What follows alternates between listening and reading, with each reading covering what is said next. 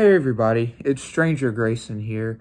Welcome back to another horror movie review on the channel. Today we'll be looking at one of the last Tremors movies in the franchise, second to last one. And this has been the most disappointing movie I've ever seen. It wasn't fun. I still would watch this over Silent Night, Deadly Night 3. Nothing can beat that. I hate that movie. But still, this is even worse letdown than Tremors 5.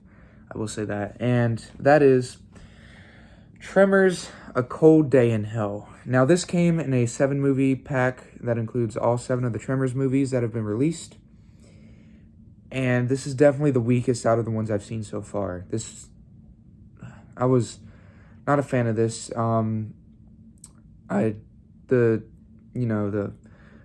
Do sort of like the setting, but not really.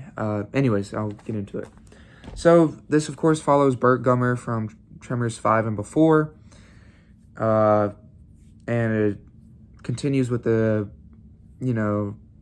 Travis and Burt storyline. Burt is back in Perfection Valley. He's getting liens on his place that he's taking care of. And not much payment is going through. They're having to pay taxes, liens, all that.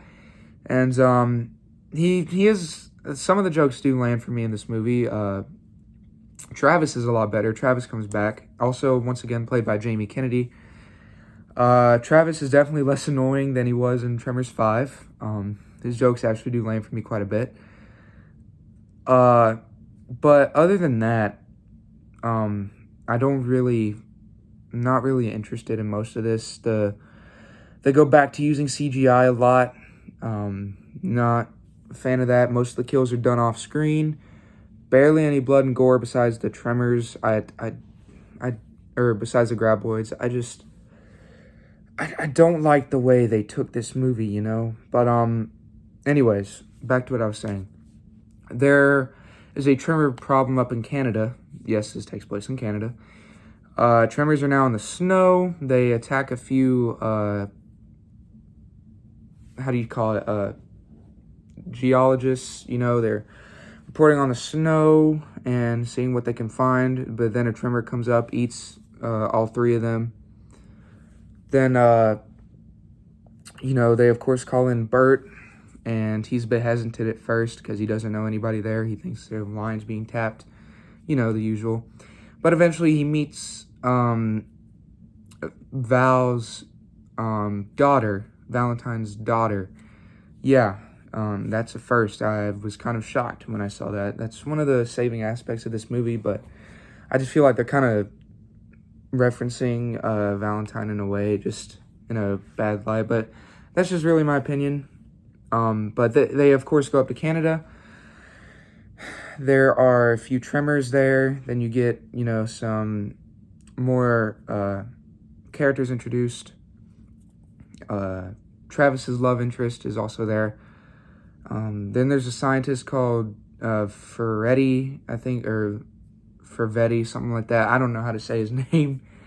Then there's some Men in Black people when they fly into Canada. But on the way there, they, hit a shrieker. It destroys the engine, then they have to land. Yeah, but out of all that time, there's only one shrieker in the movie in that one scene, and that was it. You don't see another shrieker, which is kind of stupid. They meet the Men in Black people, which is kind of a dead plot. I gotta be honest, dead side plot. I don't like what they did with that there. Besides, the ending part. They go there, and of course, Burt is having to help these people with it. However, they soon discover that Burt has been infected with some kind of poison from the Tremors after he was getting eaten in Tremors 3. Apparently he got some poison to his body and it didn't take effect until years later on, which I don't really see how that can happen. But, they try to kill off Burt Gummer, which I don't know why you would do that. But don't worry, he doesn't die. Spoiler, he doesn't die. I hope they don't kill off Burt. But anyways, there's a venom in him, and they try to go out and get this venom. They have to capture a Tremor alive, and that's pretty much how the movie is. The kills in this movie were definitely way worse than Tremors 5. At least Tremors 5 tried to do something. They try to put a little bit of practical effects into their work. Cold Day in Hell just, they didn't do anything. Like, most of them are off screen, and the ones that were on screen, you just get a little bit of blood splatter, and then they get dragged off. The only gore you really get from is the Tremors. Even then, it's kind of... Well, I can't say that, because the gore and practical effects that they did to put into the Tremors are really neat. Most of the Tremors are CGI, which is unfortunate. I'd love to have seen more practical effects done with the Tremors. But the blood and guts for, like, when the Tremors die and explode, that's still pretty cool. I do like that. There's a scene, though, when Travis has to go inside a Tremor, like, to capture it, and he has to go inside and get, like, an injection.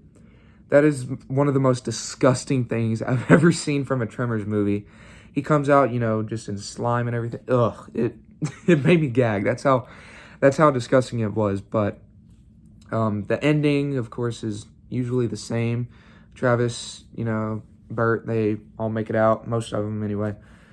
Not really that many kills when you get later on into it. The same old, but it wasn't a terrible movie. I can say that. It's not a terrible movie.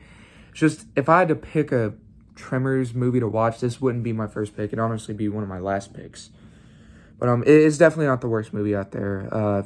Silent Night, Deadly Night 3 takes the cake for me on that. That's... I don't even want to mention that movie. But,